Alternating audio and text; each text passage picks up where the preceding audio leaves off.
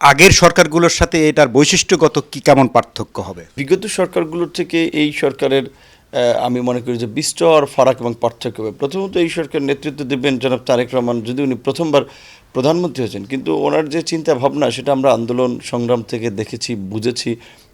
Europe মানে ইংল্যান্ডের মতো এক দেশে 17 বছর ছিলেন, ওই সমস্ত দেশের যোগাযোগ ব্যবস্থা, স্বাস্থ্য ব্যবস্থা, এগ্রিকালচার, বিভিন্ন সিস্টেম দেখেই কিন্তু তিনিও এই দেশের সাথে কোনটাকে খাপ খাওয়ানো যায় এই সমস্ত চিন্তাভাবনাগুলো করেছেন এবং আমাদের সাথে আলাপ আলোচনা করেই কিন্তু বেশ কিছু পরিকল্পনাও নিয়েছেন, যেটা তিনি দেশে এসে বলেছেন বিশাল জনসভায় যে I have a plan for the people, for the country.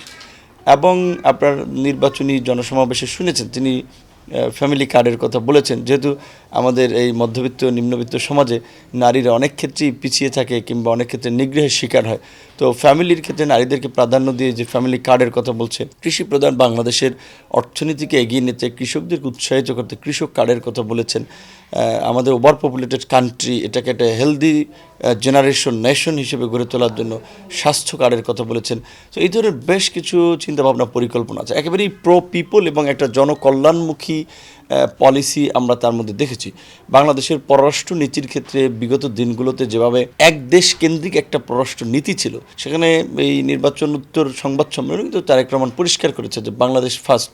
So এটা তো বাংলাদেশে বিগত কোনো সরকার প্রধান, কোনো নেতা এইভাবে জোরালোভাবে বলে নাই এবং পরিষ্কারভাবেই বলেছে আমরা সকলের সাথেই বন্ধুত্বপূর্ণ সম্পর্ক আপনার গড়ে তুলবে। এবং বাংলাদেশের বর্তমান বাস্তবতায় তিনি পরিষ্কারভাবেই বলেছেন রাজনৈতিক স্থিতিশীলতা এবং অর্থনৈতিক গতিশীলতার উপরে এই সরকারের গুরুত্ব দিতে হবে। তো এই দিকগুলো বিবেচনা করলে একেবারে এটা পরিষ্কার যে তিনি একটা প্রো পিপল রাজনীতি বা সরকার পরিচালনা করতে চাচ্ছেন, যেখানে জনগণের স্বার্থটা, দেশের স্বার্থটা এবং দেশকে এগিয়ে নেওয়াটা হচ্ছে তার অন্যতম লক্ষ্য উদ্দেশ্য। এবং আমরা ইনফর্মাল আলোচনায় বলেছি যে আপনার বাবা একটা ক্রিটিক্যাল সময়ে এই জাতির কাণ্ডারির ভূমিকা অবতীর্ণ হয়ে খুব অল্প সময়ে কিন্তু দেশের মানুষের কাছে রয়ে গেছেন মনের মধ্যে, যে কারণেই কিন্তু আজকে বিএনপি দাঁড়িয়েছে।